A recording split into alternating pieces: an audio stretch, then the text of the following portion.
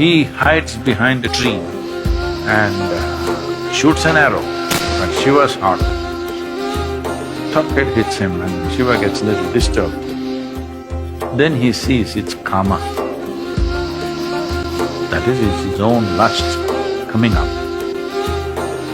Then he opened up his third eye, a fiery eye, and burnt karma. He was hiding behind the tree, but he was burnt into ashes. When we say Shiva, the word Shiva has become synonymous with the third eye. The third eye, what it means is, these two eyes are to look outside. These two eyes are capable of showing you the physicality of the existence. These two eyes can only perceive that which is physical. The third eye is an inward-focused eye. It's not going to open up upon your forehead. The third eye is an inward-looking eye. But you have heard stories, Shiva opened his eyes and he burnt karma. In India, there is a god of love and lust called Kama. Kama means lust, which you don't like to face it head-on, so you make it love.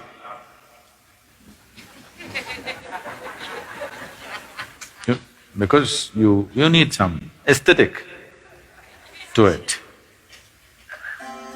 So, he hides behind a tree and shoots an arrow at Shiva's heart.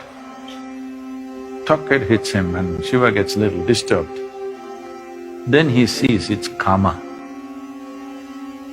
That is, it's his own lust coming up. Then he opened up his third eye, a fiery eye, and burnt karma. He was hiding behind the tree, but he was burnt into ashes. Then Shiva took the ashes of this burnt karma and smeared himself. That I have put these things to rest for good. That is the general story told to the people. But you tell me, your lust arises within you or behind the tree? No, you may go behind the tree, that's another matter.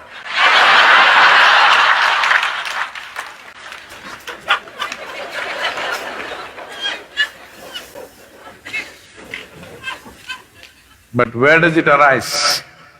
Within you. Desire is not hanging outside.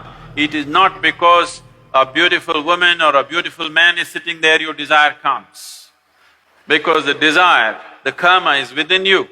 So he opened his third eye and burned the karma within himself, not the one who is standing outside.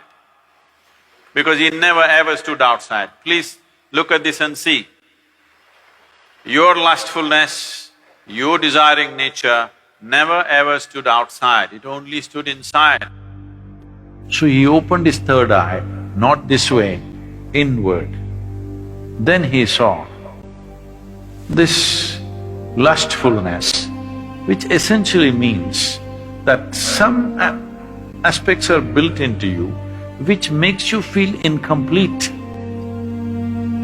So you think you will find completion only by going towards something or somebody.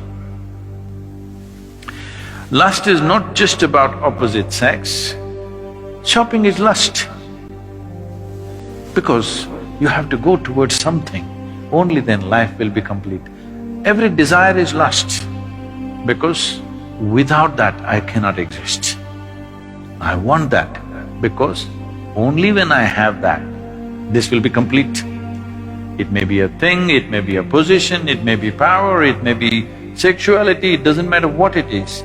Essentially, lust means it creates a sense of incompleteness within you and a longing for something that it makes you feel if you don't have that, you are not complete. So he decides to burn the karma within himself.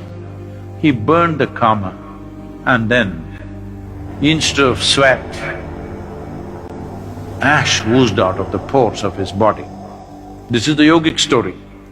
The common story told to the public is he was hiding behind the tree and he burnt him, opened his eyes and burnt him, and then he took that ash and smeared himself. The yogic dimension of the story is karma arose within him, he opened his third eye, burnt him, and then ash slowly oozed out of his body, clearly showing him everything is laid to rest. Everything that you know as yourself should die. When I say death, it's not the physical death which is a problem. The question is losing everything that you know as myself right now, your personality, your identity. Once you learn to be an individual beyond physiological and psychological formats, that means you're for good. This is what living death means. So if you know how to be an individual still, without physiological and psychological format, you are a living death. If you are a living death, you are eternal in your existence. It is time that you become living death so that you live eternally.